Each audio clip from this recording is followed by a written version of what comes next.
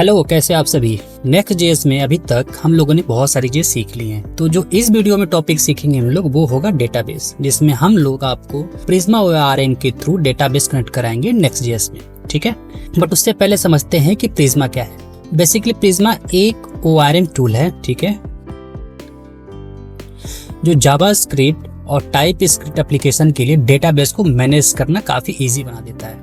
और ये open source भी है, तो कोई प्रॉब्लम नहीं है। जो सबसे बड़ी बात होती है, टाइपस्क्रिप्ट को सपोर्ट करता है। जब टाइपस्क्रिप्ट को सपोर्ट करता है तो अगर आपने मेरी पुरानी वीडियो देखी होगी तो टाइपस्क्रिप्ट का मेनली काम होता है जब बिल्ड बनती है या फिर जब आप कोड लिखते हैं तो उसी के टाइम पर कुछ एरर होते हैं तो आपको तुरंत दिख जाते हैं। ठीक है, तो इसमें जो अगर आप प्रिज्मा यूज करते हैं, प्रिज्मा ORM, तो आप में जो होता है कि एरर आने के चांसेस बहुत कम हो जाते हैं। और अभी आप कंफ्यूज हो रहे होंगे कि ORM क्या है,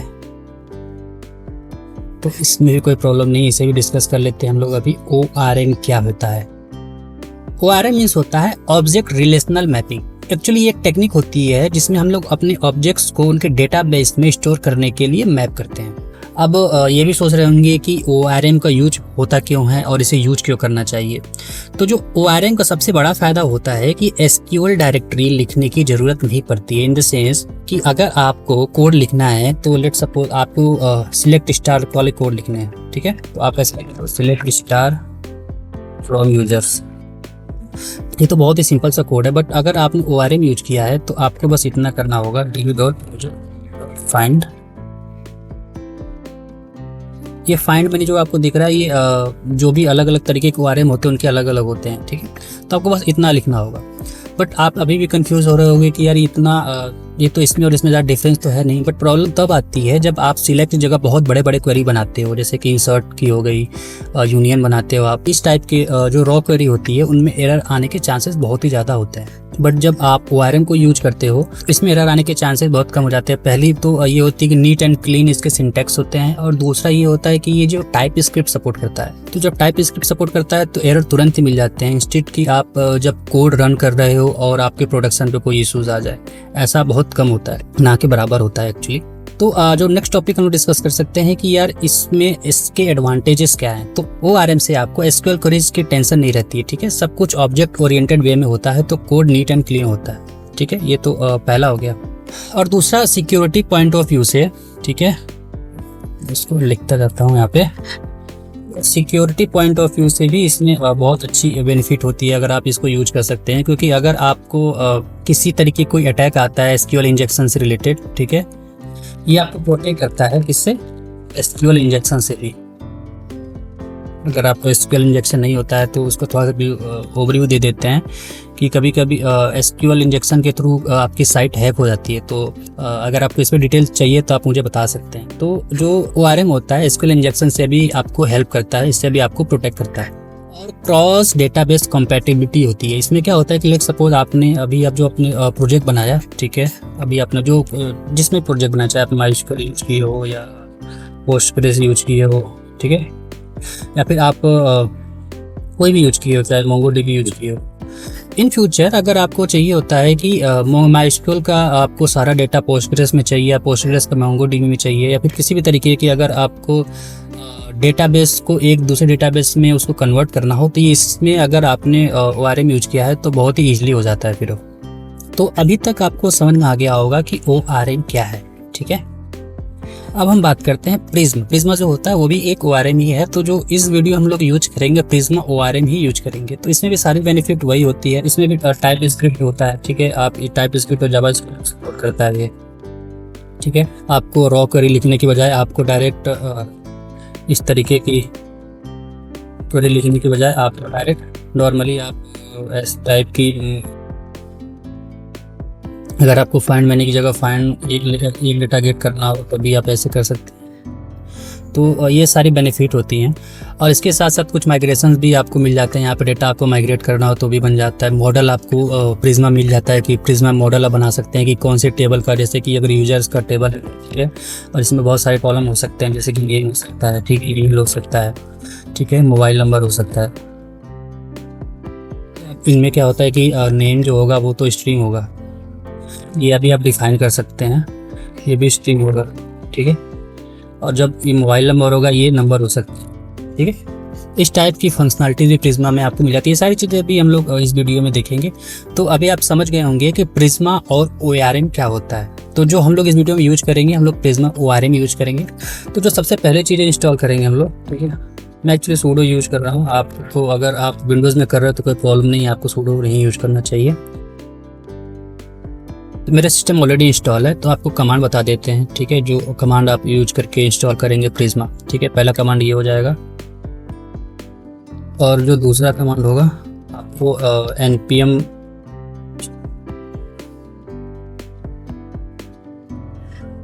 ये 2 कमांड हो जाए। अब इसके बाद हम लोग क्या करेंगे, हम एक इनिशियलाइज करेंगे, प्रिज्मा इनिशियलाइज करेंगे। ठीक है,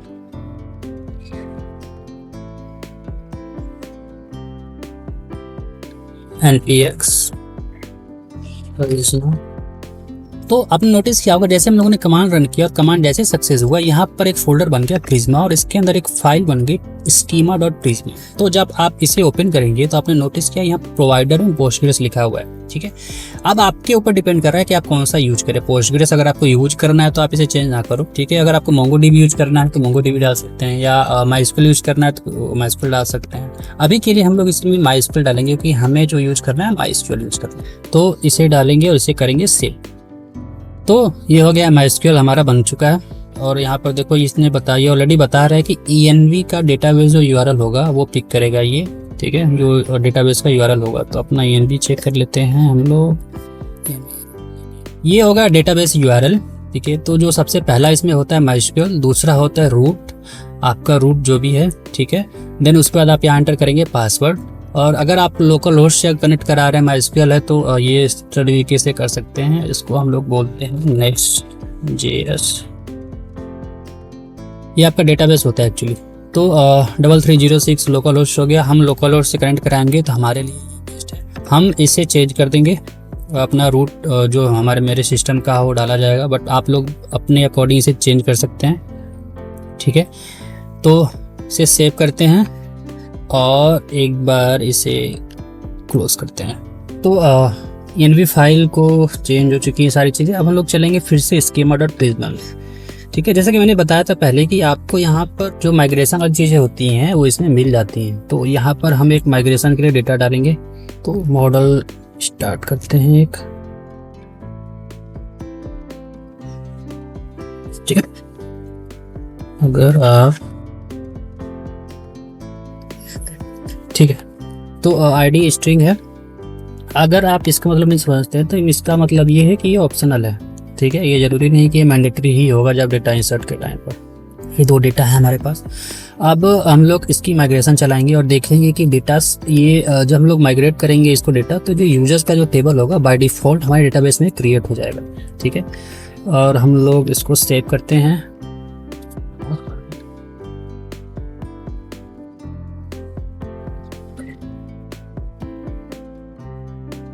ठीक है, ये हमारा जनरेट हो गया। तो अब इसे चेक करेंगे हम लोग।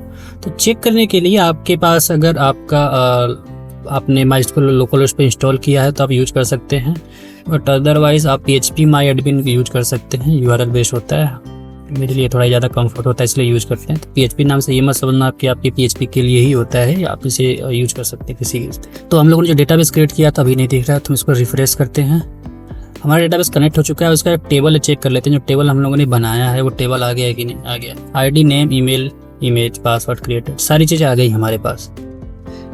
ठीक है, तो हमारा डेटाबेस कनेक्ट हो चुका है अब तक। तो अब हम लोग जो करेंगे, आपको ORM का थोड़ा ओवरव्यू देंगे कि ORM की क्वेरी कैसे चलती है इसमें।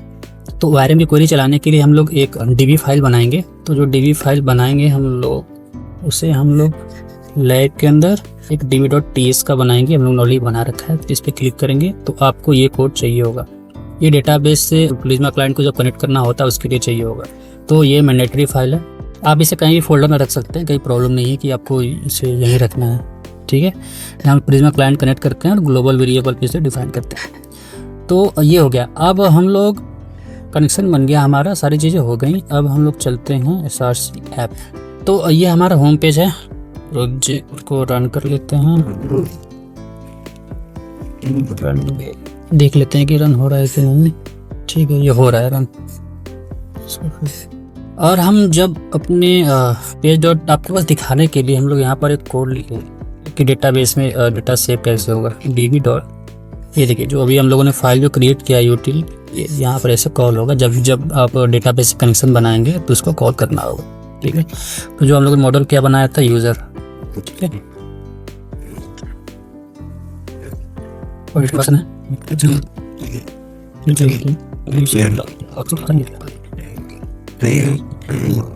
ठीक है, ये तो हो गया। तो अब ये हो गया सिंपल सी क्वेरी आपकी जो आप इसमें यूज करेंगे डेटा सीक्वेंस। अब इसको रन करते हैं, एक बार इसको डेटा सेव करने का ट्राई करते हैं।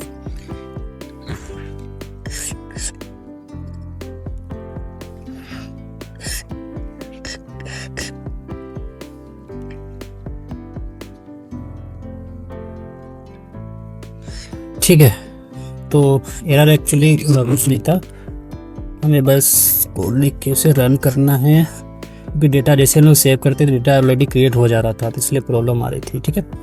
तो ये हो गया आपका। अब हम लोग सेव करेंगे, पासवर्ड को दे देते हैं, तो npm रन डेव करते हैं। और अभी हमारे पास देख लेते हैं कोई डेटा नहीं है, कोई डेटा नहीं है, ठीक है। तो करते हैं npm रन डेव और फिर यहाँ इसको कर देते हैं रिफ्रेश, ठीक। इसको रिफ्रेश करेंगे एक बार, कोई एरर नहीं, डेटा सेव हो गया हमारा, ठीक है। नेम, ईमेल हम लोगों ने डाला नहीं है, पासवर्ड है। अभी हमारे पासवर्ड को इनक्रिप्टेड फॉर्मेट में नहीं डाला है, बस डेटा इंसर्ट कराने के लिए दिखाया गया आपको। तो ये होती है ORM। जो ये डेटा है, ठीक है, जब आप इसे रॉ क्वेरी में कन्वर्ट करेंगे तो जो आउटपुट होगा, जो डेटाबेस फॉर्मेट होगा वो होगा, ये होगा सेम एज इट इज़, यही डेटा सेव करता है, बट इसके ऊपर ये ORM लगा देता है। इससे आपको डेटा इंसर्ट करने में प्रॉब्लम नहीं होती है, थोड़ी नीट एंड क्लीन सिंटेक्स मिल जाते हैं, टाइप सेफ मिल जाता है आपका, कि एरर तुरंत अगर आते हैं तो आपको प्रॉब्लम वहीं दिख जाएगी, ठीक है। जैसे मैंने अभी चेक किया, ये टाइप सेफ का एरर है कि मैंने नेम की जगह कुछ और लिखने का ट्राई किया, तुरंत मुझे एरर आ गया। तो टाइप स्क्रिप्ट की बेनिफिट होती है, आपको एरर तुरंत मिल जाती है। तो ये हो गया आपका एक डेटाबेस और ORM प्रिज्मा का डिटेल। अब जो नेक्स्ट वीडियो आएगी उसमें हम लोग कंप्लीट इन सारी चीज़ों का यूज करेंगे और इसके साथ इंसर्ट, अपडेट, डिलीट की चीज़ें भी हम लोग करेंगे, ठीक है। तो फिर मिलते हैं नेक्स्ट वीडियो में।